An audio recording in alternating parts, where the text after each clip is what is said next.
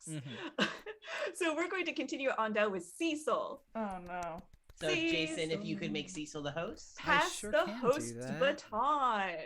Everyone's done it so like flawlessly, and I'm like, you're gonna do good. Excuse you. I was not flawless. I was perceived. Well, I think that was just part of the presentation, Mal. That was just fine. I was perceived, and I made it all of your business now. My favorite part was when the thing went upside down. Yeah, that was so good. So good. The true magic trick is that we never saw it coming. Yeah. Surprised us.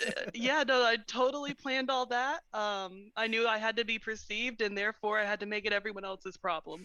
So. So good though. All right. All right. Ooh, Cecil, bring us in. Learn us the thing. Okay. Maybe. Do I have to move this around? Get out of here. No.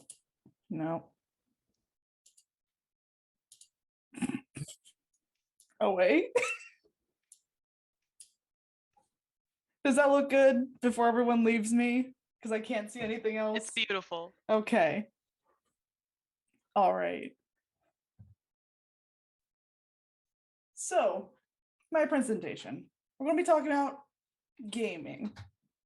It's quick completion of various goals, a concise guide to the parameters of interest to the average hobbyist and curious onlooker, with short notices of memorable runs. Or Speedrunning 101.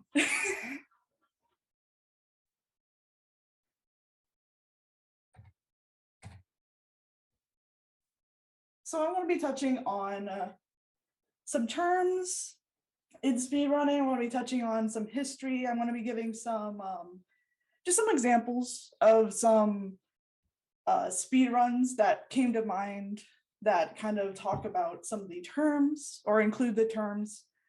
So starting out, you got speedrunning. What's speedrunning? So speedrunning is, pretty explanatory. It's playing a game as fast as possible to get to the end as fast as possible. You can have speedrunning as like to speedrun is the process of which it's also shortened to a run. You have some categories. You have your kind of standard categories that you see with speedrunning, where any percent, it's the default category for a run. It's getting to the end of a game as fast as possible by any means unless otherwise stated. You got your 100% run, which is collecting all the items. It's dependent per game. So each game, each community comes up with its own parameters for what an 100% run is. It's usually all the items. Not all games lends itself well to it, but it's a very common one. And then I don't have it listed here, but another one is a low percent run, which is going through a run as fast as possible without getting any of the items.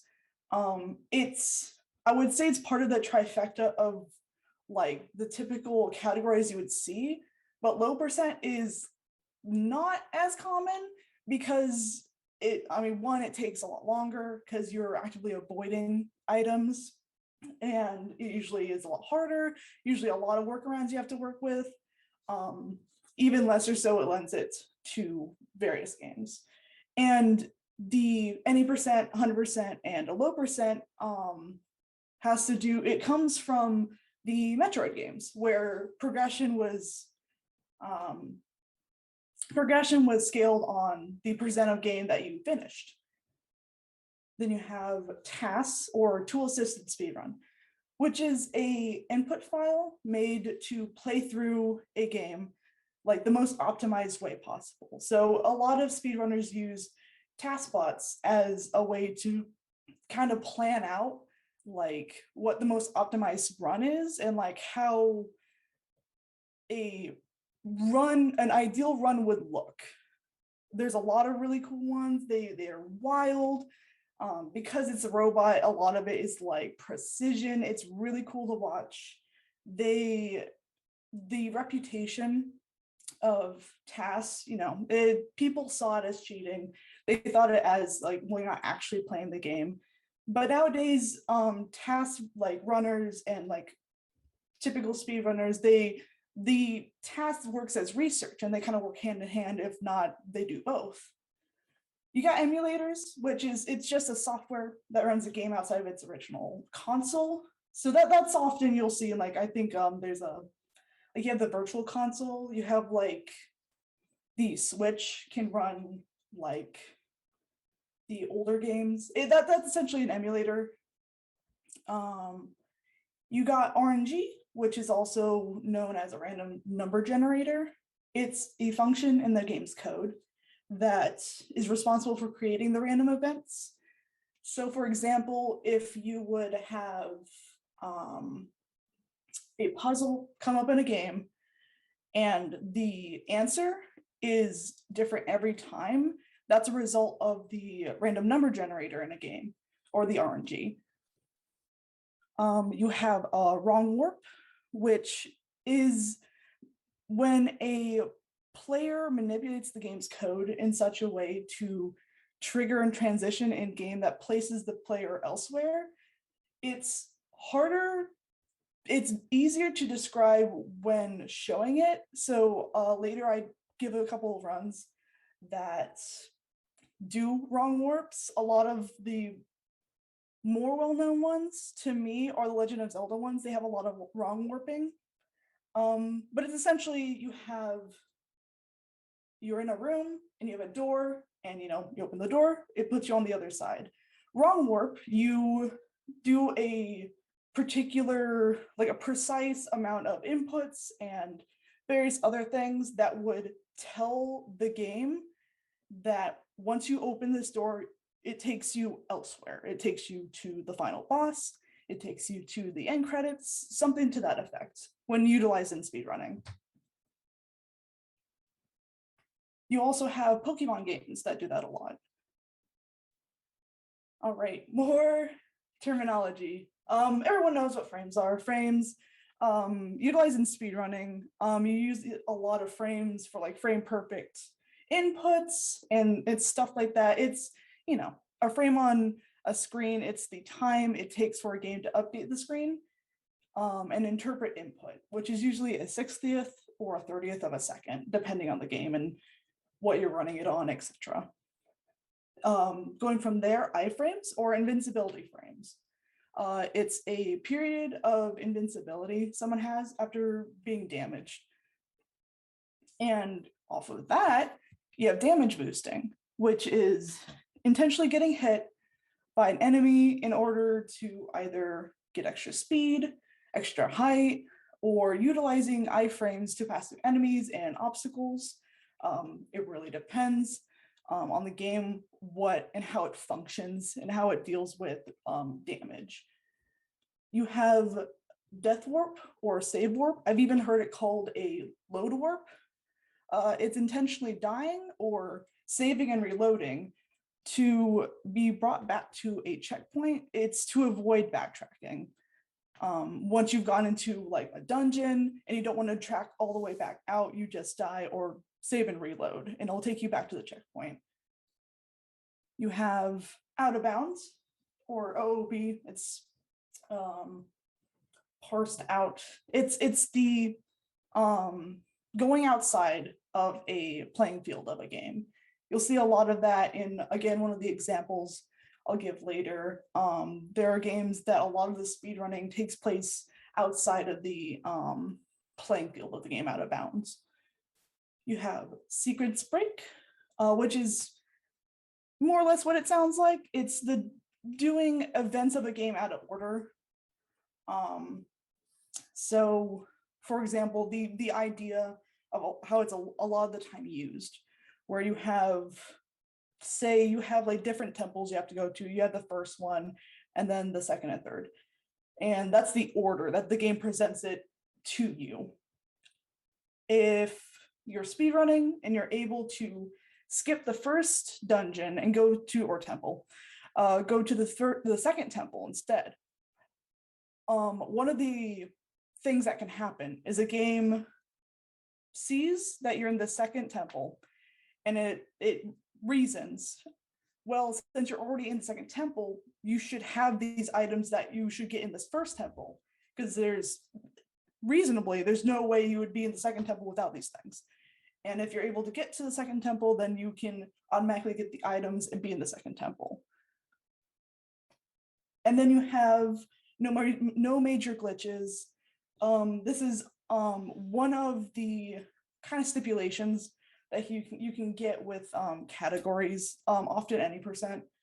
So you have an any percent run. It's getting to the end of the game as fast as possible, by any means except with no major glitches. No major glitches being like a wrong warp, where it cuts like the game in half. Anything that's like really a big game break is something of that sort. All right, so we're gonna go into the history. There's kind of gonna be just the milestones of speedrunning. While it didn't exactly start in the 1980s, the kind of beginnings of it started. It's worth mentioning that in 1980, Activision's Dragster was released and encouraged players to send in pictures of like their screens that they got the time of under 6 seconds, which would be, it put you in this kind of like leaderboard club that Activision was having. Then 2 years later, this actually led to the first paid professional video gamer. I believe his name is Todd Rogers. I don't put his name here because I don't think it's as important to remember the name, because decades later in 2017, he was outed as the first cheater, that his time was not legitimate, and that he doctored the picture. But it's important to note, because Dragster was definitely the first game where the goal of the game was to go as fast as possible. And that was a huge scandal. There's a bunch of documentaries and articles on that. But that was kind of like the beginnings of the echoes of speedrunning. So in the 1990s, you have Doom and Quake that came out. And starting with Doom, would include a demo mode that it's something you see with arcade cabinets, that it would take, anyone that would play the arcade game, it would save that gameplay, and while it's sitting idle and sitting there, and you have the kind of demo mode to like it, the title screen's flashing and it's like play the game, it shows that gameplay that was played, and that's the demo mode. And with Doom and Quake, these included a demo mode where the player themselves could record a stage, or stage at a time, could record that in a demo mode. And so they would have this recording of their gameplay. And since video capture and different technology of that sort, it wasn't accessible to the average hobbyist at the time. And along with the rise of the internet, this gave way to like being able to share these gameplay files that was not otherwise like seen before. And so this kind of produced a lot of forums and websites dedicated to the gameplay and the discussions, and would come to like create all these different challenges for these games. I think for Doom, there was one where I don't remember the name of it, but it was a challenge where you could only use your fists and a couple of like melee weapons. And it was stuff like that is like the inception of where like these first speedrunning communities were born.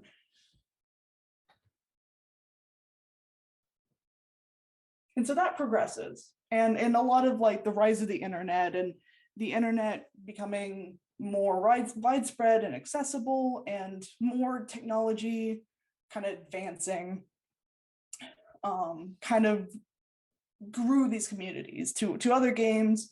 There's the Speed Demos Archive, I believe, is a website that kind of started in the 1990s, and from there keeps all of these, like, the archive of all of these demos of all these games, not even Doom and Quake, as other games would involve or would include demo modes and whatnot. So that continues on.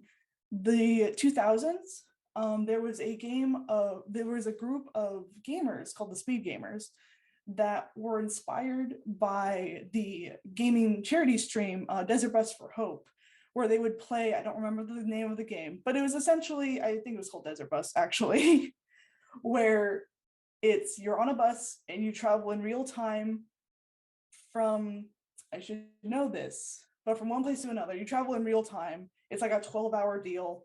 And so they would play that, and it would be a charity stream. And they were inspired by that and organized a Legend of Zelda speedrunning marathon, where they would run like 7 Zelda games over like 72 hours. And they ended up raising $1,000, over $1,000 for St. Jude Children's Hospital in that time. And it was so successful in 2008 that in the following year, 2 years, they ended up having at least 7 more marathons during that time, which ended up inspiring, we have, like, I believe it was Speed Demos Archive. They kind of saw that and were like, hey, we can do that. We can create this big, like, speedrunning marathon that goes towards charity.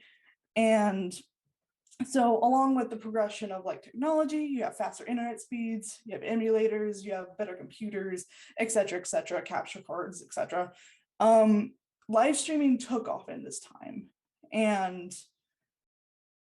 it took speedrunning from this kind of solitary hobby to a more interactive experience with others, kind of a spectator sport.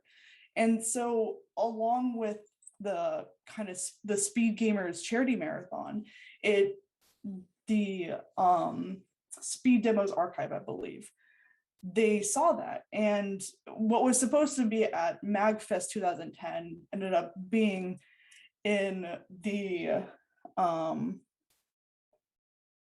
person who put it all together ended up being in his, like, parents' basement, because the internet did not support it at MagFest. But they started a speedrunning marathon, originally called Classic Games Done Quick, which is a play off of a kind of movie, a collection of demos that were done back in, like, the 1990s from Quake, called Quake Done Quick. And so that initial speedrunning marathon in 2010 was all these classic games speedrun for charity. This was such a success that from there they dropped the classic. It was going to be any games, so it was called Games Done Quick. From 2010, they have gone every year, twice a year at least. I know they have other various intermittent, like, speedrunning events going on. And every year, twice a year, they raise money for Doctors Without Borders and the Prevent Cancer Foundation. And this really allowed speedrunning to break more into, like, a mainstream audience. And so I have a couple of runs, some of them that are memorable to me, some of them that kind of, like, encapsulate the various terms that I mentioned earlier. We have the Amnesia Darkness at Any Percent. It features a lot of out of bounds. I put a picture right up here, a screenshot. It features a lot of out of bounds. It's honestly not scary at all. A lot of speed runs that are of horror games end up being not scary at all. So if that is a problem to watching scary games, it honestly, he runs right in front of one of the enemies because he can't be seen by him. It's very much like it's a funny time. It's a fun time. He does a lot of out of bounds. There's the Legend of Zelda Majora's Mask at 8%. There's also the Ocarina of Time, any percent. They both have wrong warping. The Majora's Mask one is sub 30 or under 30 minutes. The Ocarina of Time is currently like the fastest, like the world record time currently is like under 6 minutes or like around 6 minutes. It's wild. It's definitely really fun. Definitely should check out. There's Spyro Enter the Dragonfly, any percent. I mentioned this one in particular because me and my brother played this game on the GameCube, and I remember we sunk so many hours into it. And out of curiosity, I looked it up at one point, and it's under 2 minutes long, because in the main world you can essentially get to the final boss under the main hub. You can get to the final boss and beat him within like 2 minutes. It's such a wild thing. A notable mention, Punch Out Wii. It was featured at a I believe SGDQ, one of the Summer Games Done Quick event. The guy does the entire game, all fights blindfolded, which is on the Wii. It's such a fun time, especially like watching the live stream where you can see the crowd behind him. It is such a wild time. He does all the menuing and everything. It's fantastic. You should definitely watch it. There's Half-Life Alyx, which is a VR game. Someone speedran a VR game at GDQ recently. I think it was 2020. It is a fun time. I particularly mention this because Nessa always brings it up. It is such a funny time because it's speedrunning with VR. So we do see the guy like crawl on his knees at one point. It is such a interesting experience to see a VR game speedrun. And then a example for like a TaskBot run. There's a Sonic Heroes run that I watched from a GDQ marathon. It's Sonic Heroes any percent. The maneuvers are really, really, you blink and you miss it kind of thing. It is, I definitely like TaskBot's runs are really wild, and I definitely recommend watching them. And yeah, that's pretty much it. I had a lot of fun going to the GDQ. Like, you go to the YouTube page and they have all their live streams up and uploaded. And I was just going through a bunch of them trying to find examples. There's a ton. There's more that I don't even remember. But yeah, it's a fun time, and that's it. So cool. So good. I didn't know about most of that. Yeah. God, I learned a lot. I need to watch more speedruns. It's a fun time. It's amazing. 100% one of my favorite things to watch. Yeah. Yeah, I wanna go back. I know that there's a speedrun where somebody does all of the Fallout games. Oh my god. Mm-hmm. And like Ooh. during some of the like the loads, because there are sometimes where it's just like incredible load times for some things. Like he'll pull out an entire like 3D model of the planes of where like the game boundaries are, and like if I jump off here, I'm gonna show up over here, but it's like made out of like cardboard and cups, and like he'll put it up to the camera and be like, I'm right here, this is where I want to be, and like he'll just kind of jump around. He's really funny. It's like was it Tomato so Anus good. or something? Amazing. I know that there's also one, I think it was for Wind Waker, that I only saw like the first bit of, because they explained how it worked to get up speed, where it was just the swimming one. Yeah, you go into the water, you go into a corner, and then you jiggle like for like 10 minutes. And then you fly across, and the camera goes nuts, and you can't see where you're going. I think my favorite speedrunning experience was this past year during March, April. Hollow Knight was having a any percent no major glitches speedrun tournament. Mm-hmm. Oh, wow. And during the quad finals, they had to make some incredibly huge exceptions because 2 players tied down to the hundredths of a second. No This is a way.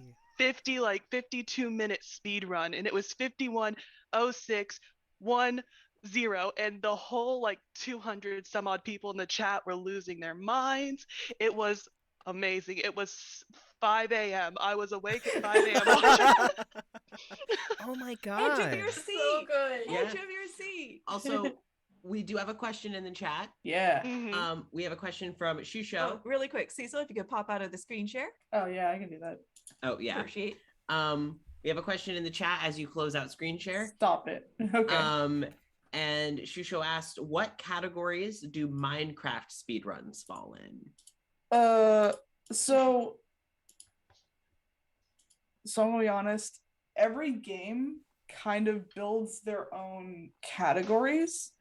So I don't know Minecraft very well. I haven't watched any Minecraft speedruns. I can definitely get you that information.